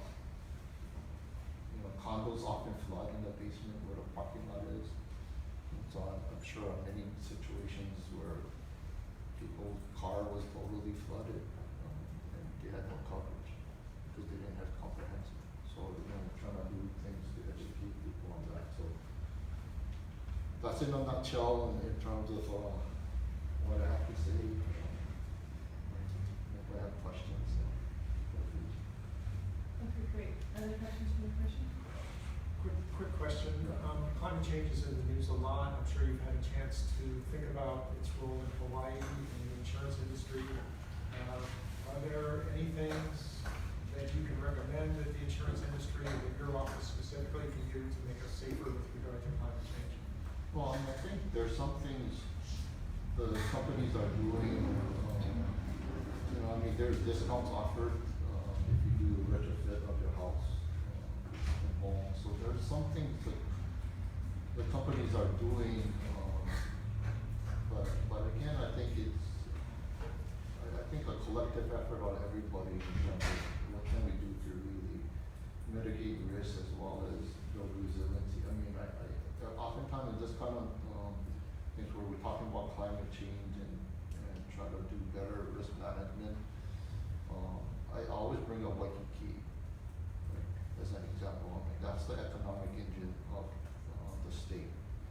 And all is cringe, and I think we've been very lucky in many of the last 5 or 6 years because, you know, in Hurricane Lane, it was a category 4, up until pretty recent. If it struck Waikiki at a category 3 or 4, I mean, we wouldn't be sitting here for several months. What can we do in Waikiki in terms of building resiliency? I always wondered whether the hotel, in their transformers, where are their transformers? If it's in the basement and the storm surge from one side on Ocean side and the overflow of the Alawai Canal on the other side, I mean, it floods the basement and all the transformers are up in the Waikiki is in the basement. How long is that gonna take for that industry to recover the hotels and to bring electricity, power, and water back into their buildings? That's the kind of things that they, and you guys might already be working on those things, but the faster we can do that, and have all the buildings have their transformers above ground, so we can recover and bring power and water back to those buildings sooner, I think will help this state as well as this city and county a lot better to get back, faster to get back on their feet. I mean, I talk to the Puerto Rico commissioner every 2 months, and I just cringe to hear if Hawaii got hit really by category 4, in particular this island, it'll be like Puerto Rico. So, you know, there's areas in Puerto Rico to this day that still don't have power. There's a significant amount of population that left Puerto Rico because there's nothing, there's very limited operation. And that's what's gonna happen in Hawaii. Puerto Rico, to me, in one sense, was a lot better because it was closer to the mainland US where materials and services could be brought in quicker. We're in the middle of the ocean, 2,000 miles away. How fast is that going to go in terms of health and resources to rebuild? So, that's things that we got to consider. Thank you. Thank you very much.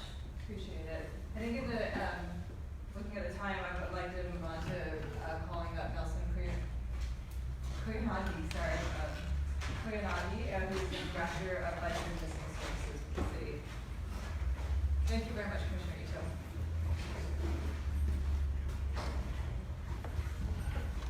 Oh, did I skip? Oh, I'm sorry, I skipped forward. Apologies. First calling, City County Honolulu Risk Management Officer, John Hashimoto. My apologies. Nelson's my boss, so he could have probably spoken. Actually, do you guys want to come up together then? Yeah. Okay, great. So similarly, we're trying to understand what are the activities from, in terms of what's happening at state level for us and in terms of the city, and responses to Mr. Clark's presentation, but also just things that you think we should be aware of as a commission in terms of climate change risk. Okay, I'll go first. Thank you very much for the opportunity to address the commission. My name is John Hashimoto. I'm the city's risk manager. For some background, risk management is part of the Department of Budget and Fiscal Services. Our office is comprised of myself and my assistant. And our primary duties include we are responsible for the city's program of insurance and self-insurance. We administer the city's claim administration program. We provide input on insurance requirements for city contracts, and we provide various consulting services to departmental staff on a variety of issues. If an extreme weather event impacted Oahu, our office would be responsible for coordinating the effort to provide the city's insurers with timely and accurate information to initiate the claim process, get the ball rolling, identify losses. We would also identify or assist other city departments in identifying and tracking costs incurred for such things as property damage, debris removal, labor, and business interruption, again, to get as much insurance benefit as we can. And we would assist in prioritizing repairs of damaged facilities and expediting payments from insurers to fund costs associated with getting us back on our feet. The impact of climate change affects my office most directly through our property insurance program. The total value of the city's real property is more than $3 billion. And we have many buildings which would be impacted by sea level changes and/or extreme weather, including our most valuable properties, which are the wastewater treatment plants. I think in previous meetings, you've covered those issues with other departments. Last year, after the wildfires and hurricanes devastated many parts of the planet, property owners saw an increase in property insurance costs. Jake mentioned that because of the capital available in the worldwide market, there was not a large increase, and I agree with that. Our insurance rates increased by only 2%. However, as losses and hurricanes and other extreme weather events result in more severe and more frequent high dollar claims, and as our total insurable value of our city property goes up, it will result in increased insurance costs. The other impact would be we may need, well, we probably will, buy higher insurance limits. In the family purchase approximately $300 million in property insurance.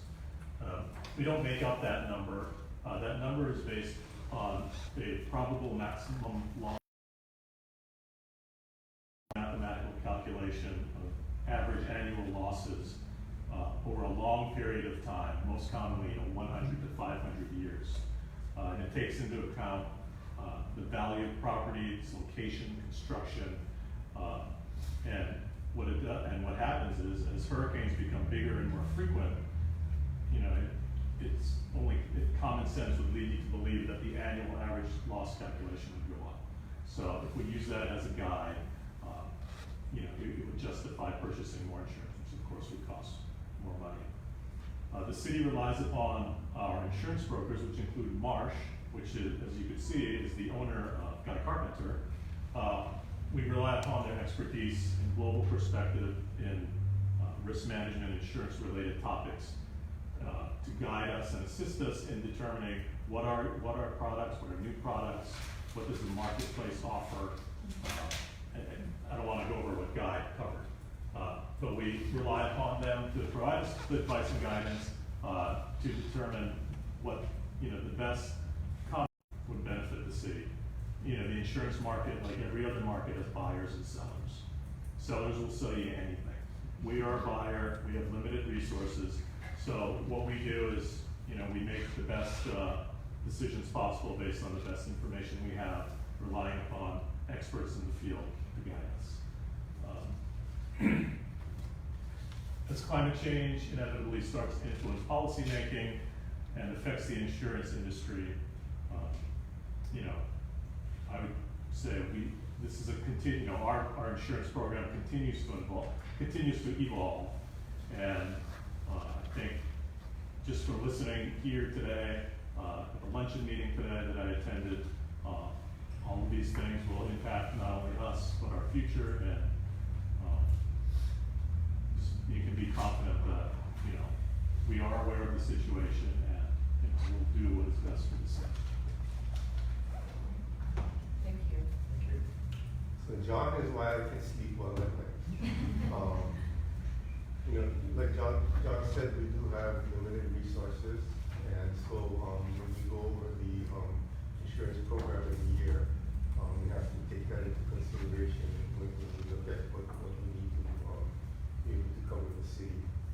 So we can't, obviously we can't just go out and buy whatever we want and get maximum coverage. We just have to try to balance the coverage that we need with the resources that we have. But John does a great job, and so I wanted to go over a little bit more higher level. So budget and fiscal services, we take care of budgeting, obviously, and basically all of the financial activities of the city.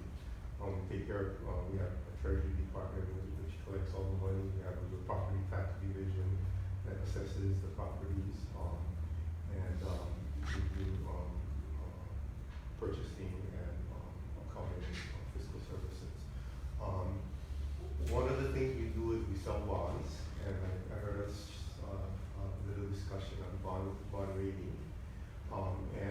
that is something that we are concerned about. Moody's did come out with some information about looking at jurisdictions and how they were addressing climate change and all of the effects and how that might affect the bond rating. But I just wanted to make it clear at this point in time, at least the rating agencies that we are working with, which includes Moody's. We work with 2 rating agencies, Moody's and Fitch. We had bond issuance that was done last month. And in conjunction with that, we have to work with the bond rating agencies and get a bond rating.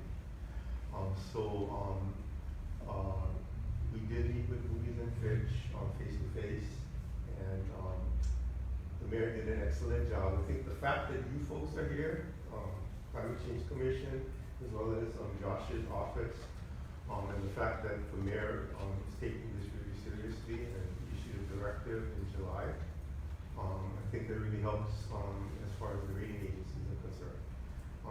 The mayor did a little presentation at the rating agency presentation and talked about, one of the things he talked about was climate change and mentioned what the city is doing.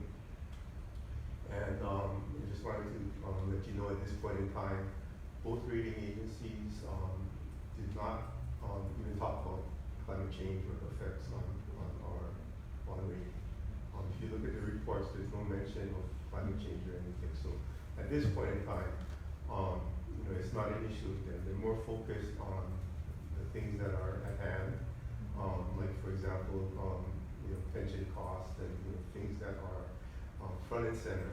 But eventually, climate change will be part of what they'll be looking at, especially with a lot of these events that are occurring with the volcano on Big Island and all these recent storms. I think Standard & Poor's, which is another rating agency which we don't use, when the volcano first started erupting, came out with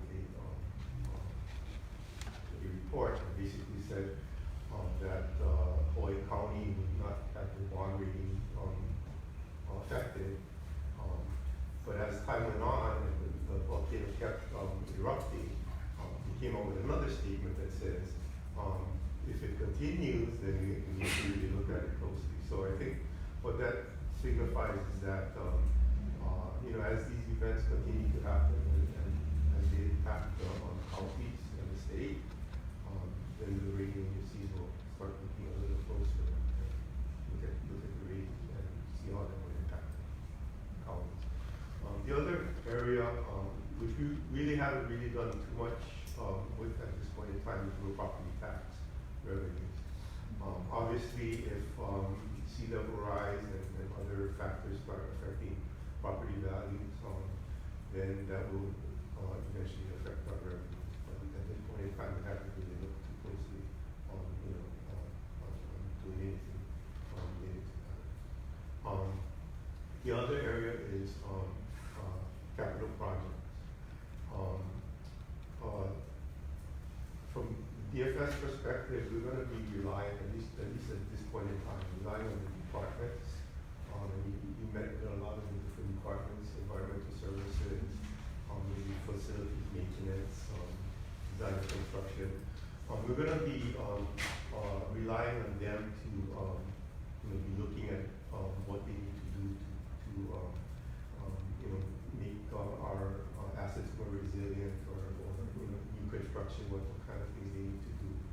And when they do that, it'll be part of their budget request, and that's kind of where we get involved, where we prioritizing the different requests. And unfortunately, this probably will be costing more money if you have to do additional things to make things more resilient.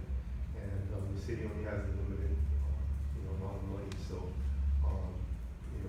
if it starts getting very expensive, obviously what that means is we'll be probably either doing less projects or looking at increasing revenues to be able to afford it.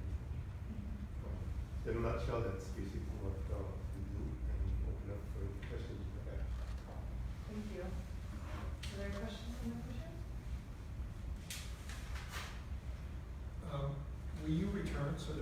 into a deeper conversation at another meeting? Sure. Because we're up against the clock right now, and I do have a lot of questions, and I will say it's comforting to hear both of your presentations on that moving forward with regard to climate change is something we thought about, and I look forward to having more discussions about that. Having said that, as you watched hurricanes bearing down on us really quickly, was there anything that occurred to you that you thought, you know, we really should do this, or we really should do that?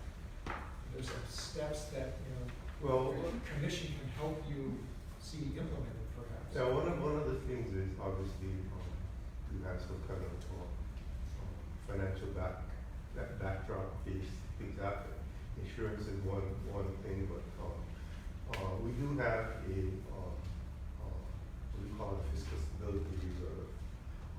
It's not huge, but we've built it up over the last few years, and it's currently over $100 million. You know, obviously if we get hit by a category 3 or 4, that's not gonna, you know, do much for us, but at least that's something, and that's, one of the things that we've been trying to do is to, put some money away.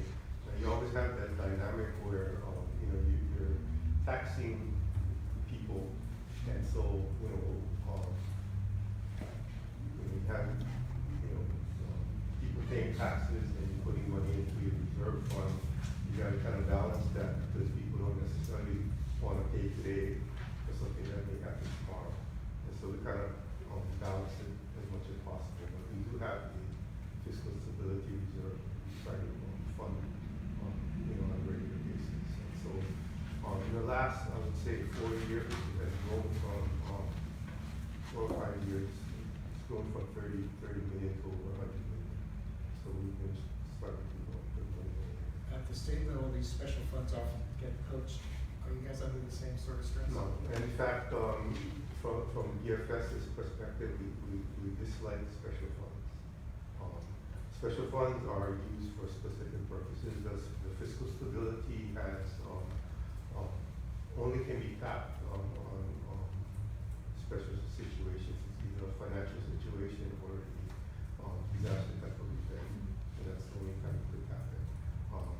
We have not raised any funds at the city level, and we don't plan to. So that, you know, we as a commission can educate ourselves more on the variety of programs that you have at DFS. Is there any place that do you have reports that we can read in terms of, like, I'm really curious to learn more about the real property insurance program, for example, and, thinking about, you know, I have lots of questions about that. So, is there any documentation of that program that we can look into between meetings, or that you can share? Which program is that? The property insurance program. that you mentioned, Mr. Commissioner. Not existing, but, Okay. I mean, it's easy enough to just, you know, give you data. I think that's what you're looking for. Yeah. Just a short explanation of what it is, what it covers. Yeah, and that's easy to provide. Okay. Oh, I get one question about that. Okay. Is, I'm wondering, since the mayor's directive in July, if there's been any rethinking about that program in regards to the sea level rise directive? I don't think so. I checked with our brokers and I asked them, specifically about, is sea level rise today in 2018 part of the calculus of insurance pricing? And as Jake said, insurance policies only cover 365 days. So the answer was no. Right. It's not being considered. But, if you zoom out and take the long view, of course it will. When Miami floods or, Galveston floods or something, insurance companies will then take notice and then you're gonna see it. But as we sit here today, it has not impacted the insurance market. Okay. Thank you.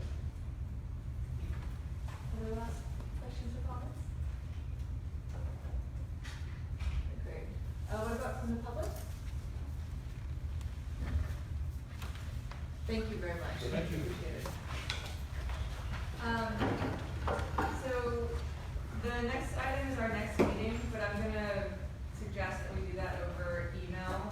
When can you help facilitate conversations. I think we're gonna wanna over email choose a date for the next meeting as well as tentative. The second Tuesday of every month. What's that? Is tentatively set for October 9th. October 9th? Okay.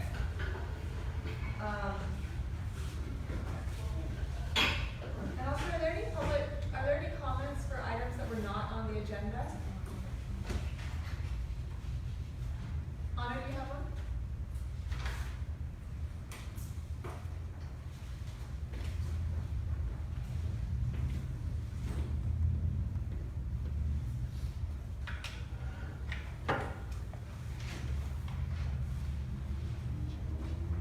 Thank you, Chair and Commissioners. I am Anu Pitzel, the coordinator for the Hawaii Climate Change Mitigation and Adaptation Commission. And I just wanted to report very briefly on the outcomes of the meeting that was held on September 4th. I'm sorry it's old news for some of you, but it was just a couple of weeks ago, and I think I started measuring time by hurricanes and tropical storms and global summits, which is what has happened in the meantime. So I also just wanted to mention, I caught the tail end of your question maybe about the U.S. Climate Alliance. Hawaii is one of the states in the U.S. Climate Alliance, which is a state alliance of 17 states and territories. And I am also one of the co-chairs of the Transportation Working Group for that alliance. So if there are any questions that I can help with or any work that I can help facilitate, I'm happy to do that. Thank you. So the Commission adopted several sea level rise adaptation actions, and that was put forward in a press release on September 5th. Just briefly, the actions or strategies that were agreed upon by the Commission include supporting legislation for disclosure of private property and public offerings located in areas with potential exposure to sea level rise. The Commission also requests that all new development, redevelopment, and modifications be directed away from beach areas. It urges counties to incorporate the 3.2 feet sea level rise exposure area into their general land development plans. Encourages agencies and non-governmental utility providers to identify and prioritize assets within that 3.2 feet sea level rise exposure area or more, as described in the state sea level rise report, to identify adaptation measures and to provide a status update on this activity to the State Climate Commission annually. It also supports legislation that funds state programs to meet mitigation goals and to bring resources to assist in planning and implementation for sea level rise and other climate-related impacts. In addition, the Commission also adopted a modified mission statement, which is really fast. So I'll just mention that to you. It's on our website, which is climate.hawaii.gov. Which is that Hawaii's Climate Commission recognizes the urgency of climate threats and the need to act quickly. It promotes ambitious, climate-neutral, culturally responsive strategies for climate change adaptation and mitigation in a manner that is clean, equitable, and resilient. And then lastly, for mitigation actions that are connected to ground transportation, the Commission heard the findings of the Permitted Interaction Group, and their discussion basically they had discussion around several issues, including carbon pricing, a PSA campaign to develop to support clean transportation, looking at studies for various policy options for Hawaii regarding ground transportation emissions reduction, and looking at developing electric vehicle infrastructure. So the State Commission will take action hopefully at its next meeting, which is on November 27th at 1 o'clock in the DLNR boardroom. So Great. if there are any questions, happy to answer. No, I appreciate the update. Thank you. Okay. Thanks, Anu. All right, I think we're now to original agenda number 9 with Ms. Suoko. So we have to ask the public to leave, but thank you very much